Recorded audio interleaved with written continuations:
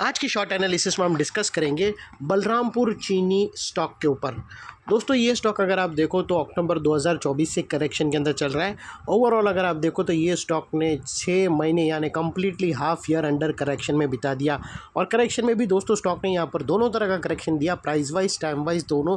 पहले स्टॉक ने price wise correction दिया जहाँ पर ये स्टॉक काफ़ी हद तक डीप डाउन साइड करेक्ट हुआ। फिर टाइम वाइज करेक्शन के अंदर स्टॉक ने साइड वे कंसोलिडेशन करी, एक स्ट्रॉन्ग बेस बना और अल्टीमेटली इसको ब्रेकआउट किया है।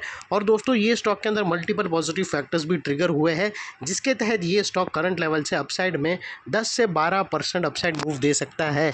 लेकिन फ्रेंड्स यहाँ पर कोई भी हमारी बाय सेल होल्ड रिकमेंडेशन बिल्कुल भी नहीं है। ये प्योरली एजुकेशन पर्पस से मैं अपना पॉइंट ऑफ व्यू आप लोगों के सामने शेयर कर रहा हूँ। कोई भी पोजीशन लेने से पहले अपने फाइनेंशियल एडवाइज़र को ज़रूर कंसर्न कर लेना।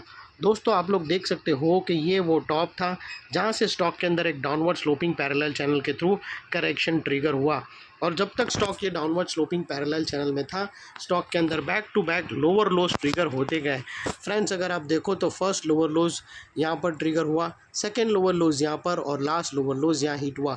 और जैसे ये downward sloping parallel channel upside में ब्रेकआउट हुई, इसने मल्टीपल हायर हाइज को ब्रेक करके उसके अबाउ सस्टेन क्लोजिंग देकर कंफर्म कर दिया करेक्शन कंप्लीटेड। यहाँ पर हमें दो मेजर पॉजिटिव सिग्नल मिले। पहले तो इसने डाउनवर्ड स्लोपिंग पैरेलल चैनल को अपसाइड में ब्रेक किया। सेकेंडली इसके जो लोअर लोज थे वो हायर हाइज में शिफ्ट हुए क्लोजिंग बेसिस पे, जो हमें कंफर्म करता है कि स्टॉक के अंदर टेम्पररी बॉटम लग गई है एज लॉन्ग एज इसके लोअर लोज प्रोटेक्टेड है। अगर लोअर लोज थ्रेट हुए तो फिर से डाउनसाइड मूवमेंटम स्टार्ट हो सकता है। और दोस्तों बात कर लेते हैं यहाँ पर डाइवर्शन की। तो फ्रेंड्स अगर आप RSI यहाँ पर डालकर चेक करो तो आपको यहाँ पर क्लियरली पॉजिटिव डाइवर्शन विटनेस होगा।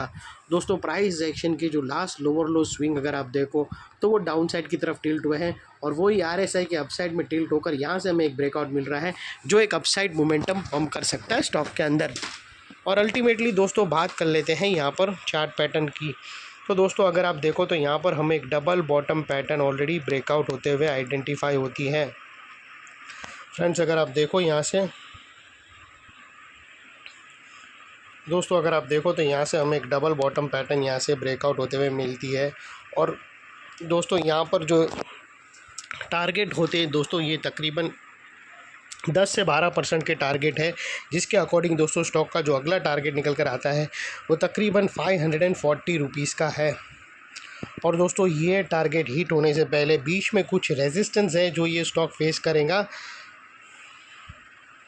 और यहाँ पर पॉसिबिलिटी है कि ये जो ब्लू लाइन है वहाँ स्टॉक रिजेक्शन फेस करके नेकलाइन को रीटेस्ट करने भी आ सकता है। और दोस्तों बात कर लेते हैं स्टॉप लॉस की। तो यहाँ पर जो भी स्टॉप लॉस आप रखो दोस्तों इतना मेक श्योर करना है कि आपका risk to reward ratio at least 1:2 या मिनिमम 1:1.5 रहना चाहिए। और फाइनली फ्रेंड्स नेकलाइन के पास का ये एरिया एक इम्पॉर्टेंट सपोर्ट का काम करेगा, बिकॉज दोस्तों मल्टीपल पॉजिटिव फैक्टर्स हमें यहाँ पर ही एक्शन में आते हुए मिले। यही एरिया पे हमने डाउनवर्ड स्लोपिंग पैरेलल चैनल को अपसाइड में ब्रेकआउट होता हुआ देखा, लोअर लोज हमें हाई राइज में शिफ्ट होते हुए मिले, पॉजिटिव क्लियर डाइवर्शन मिला प्राइस एक्शन और RSI के थ्रू। और यहाँ पर ही दोस्तों हमें डबल बॉटम पैटर्न भी ब्रेकआउट होते हुए मिली रेंज के अंदर। तो ये सारे मल्टीपल पॉजिटिव फैक्टर्स के कारण नेकलाइन का ये एरिया जो अभी तक एक रेजिस्टेंस था वो अल्टीमेटली स्ट्रॉन्ग सपोर्ट बनकर ट्रिगर हुआ है। और इतने बड़े स्ट्रॉन्ग सपोर्ट के नीचे क्लोजिंग बेसिस पे आप लोगों का स्टॉप लॉस रहना चाहिए जो आसानी से ट्रिगर ना हो, और अगर ट्रिगर हो जाता है तो उसको सिंसियरली स्टॉप लॉस देकर ट्रेड को वाइंड अप कर देना चाहिए। ये थी हमारी एनालिसिस फ्रेंड्स। अच्छी लगे तो प्लीज़ चैनल को लाइक शेयर सब्सक्राइब ज़रूर करना। थैंक यू, जय हिंद।